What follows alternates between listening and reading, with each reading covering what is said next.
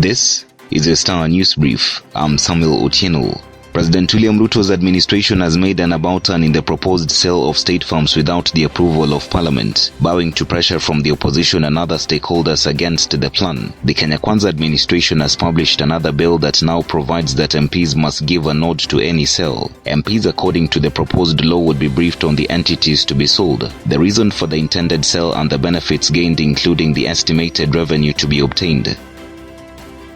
Get a copy of the Star by subscribing to our e-paper for only 40 shillings through www.mgazzetti.com.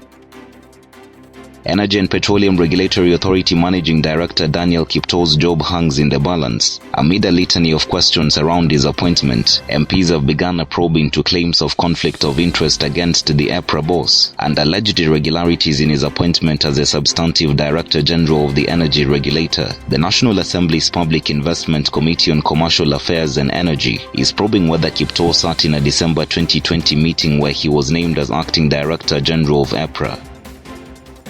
Prosecutors had relied on sketchy Safaricom data, strong gut feeling and suspicion to secure the conviction of a man for the murder of a business associate. It was a huge relief for Boniface Kabucho Kuria, as an appeals court freed him after quashing a murder conviction that had tied him to 25 years of jail. The court found that the prosecution relied on questionable circumstantial evidence. It overturned the conviction and sentence on May 26th, giving back the man his freedom. Parliament is investigating the circumstances under which prison services transferred 450 million shillings to other state departments, including National Intelligence Services, without House approval. The MPs heard that the correctional services bypassed Parliament and wired 250 million shillings to the country's spies. On advice of the National Security Advisory Council, the service also transferred 200 million shillings for the construction of a hospital in Ruiru, Kiambu County. This was done without the House approval.